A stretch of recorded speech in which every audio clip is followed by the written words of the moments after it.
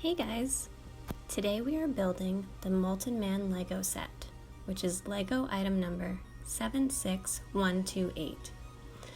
This set is for age 7 and above and is 294 pieces, and it costs $29.99.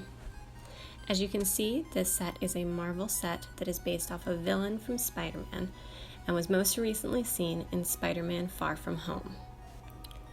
First thing I like to do when I open each bag is to separate everything by color. Does anyone else do this? Or is it just an extra step that I like?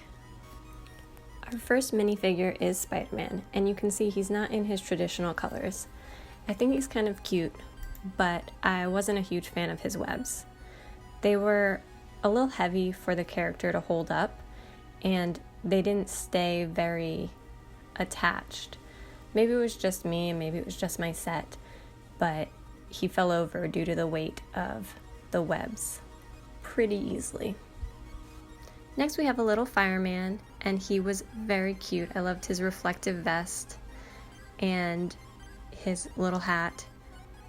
He has this great little fire extinguisher, but unfortunately I had the same problem of it didn't really hold together, clip together really well, and kind of made him fall over too. Next I'm starting on the Molten Man proper. I liked doing this little torso section, which is what you see right now, because it kind of looked like a little man with a hat. What I didn't like was that it was difficult to determine when looking at the instructions which items were the clear orange and which items were the opaque orange. So it took me a little extra time to determine which was which. There are a lot of little pieces in this set, and if you have a younger child helping you, it may be difficult for them to get things to click together and really hold together. But they will have fun placing the stickers on and playing with Molten Man once he is fully created. Another thing that was really interesting when putting this set together in comparison to other sets was that the Molten Man has these kind of molten triangles all over his body, and some of them are clear, but some of them you'll see have paint on them, and within the instructions it doesn't really differentiate which ones you're supposed to use just the clear ones and which ones you should use the painted ones for. So I kind of had to go back and check the box a few times to make sure that I was choosing the one that I really wanted, and in some cases I just made a choice and hoped that it ended up working out and I didn't have to tear him apart and put him back together again. Something that was slightly more difficult when putting Molten Man together was that when you would clip something onto his body, oftentimes something else would pop off because he has all these tiny pieces that are kind of all over the place.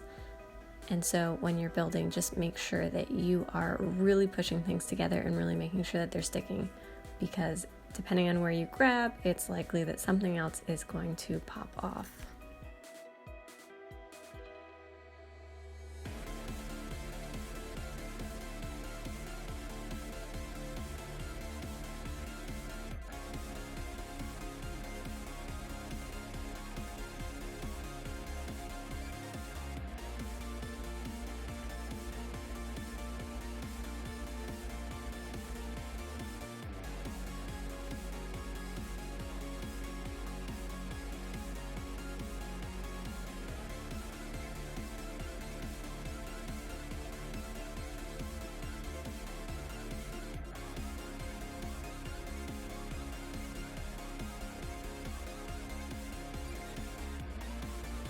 Once you put the first two legs on, I was really enthused to see that the Molten Man was starting to look like one of the little guys from Big Hero 6, those little robot guys, the nanobots, because I think they're adorable.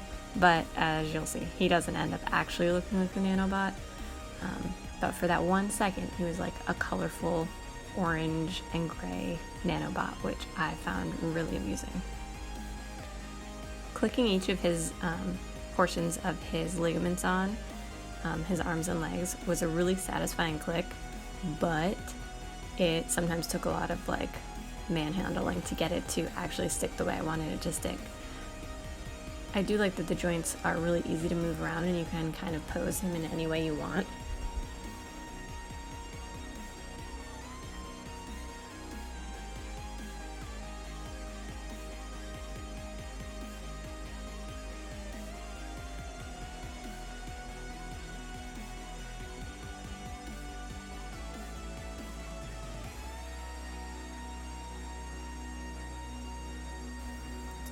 I also liked all the little elements that he has. He has this blue car that is sticking out of his torso, and it really looks like something that you would see in the Marvel Universe, and it's kind of reminds me of an older car.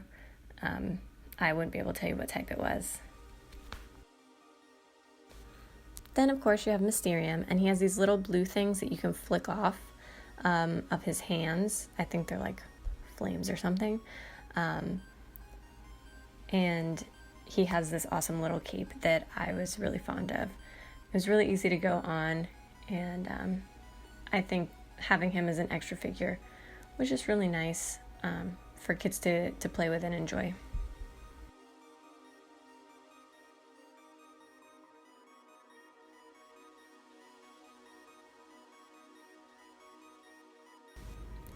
Now let's hear what LEGO's target audience thinks about this kit from my 7-year-old son. Molten Man is pretty good. He has like a shooter, and he has a bunch of stuff. He also has a light, and yeah. What do you think about Spider-Man's webs? Yeah, they're like pretty cool. See, they hang on to Spider-Man, and then he's like, Spider-Man, Spider-Man.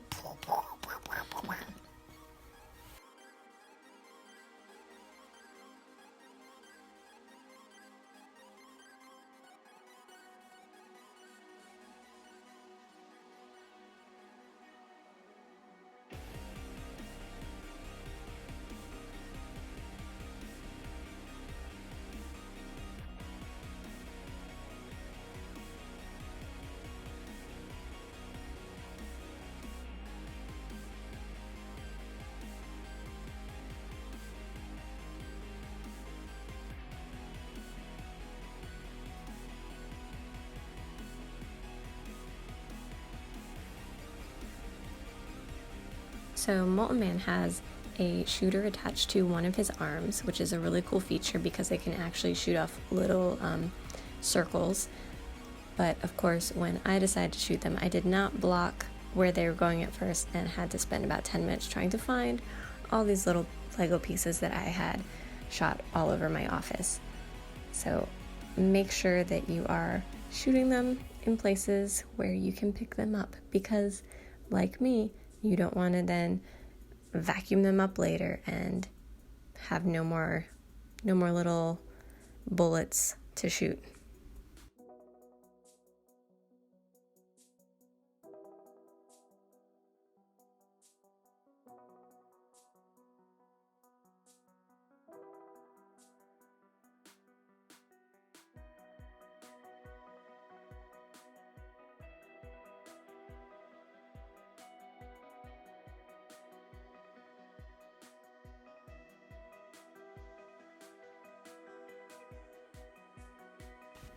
I absolutely loved the addition of the parking sign, or the no parking sign rather, the little street light, and finally the stoplights.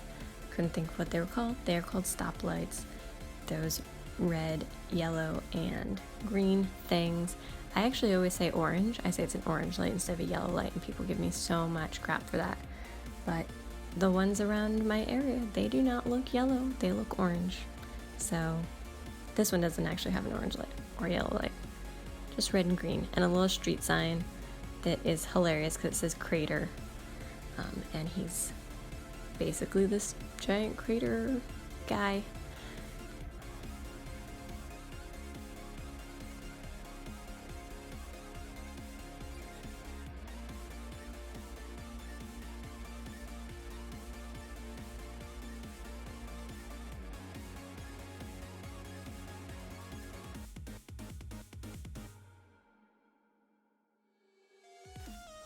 Like and subscribe and leave a comment down below, and I hope you enjoyed that video.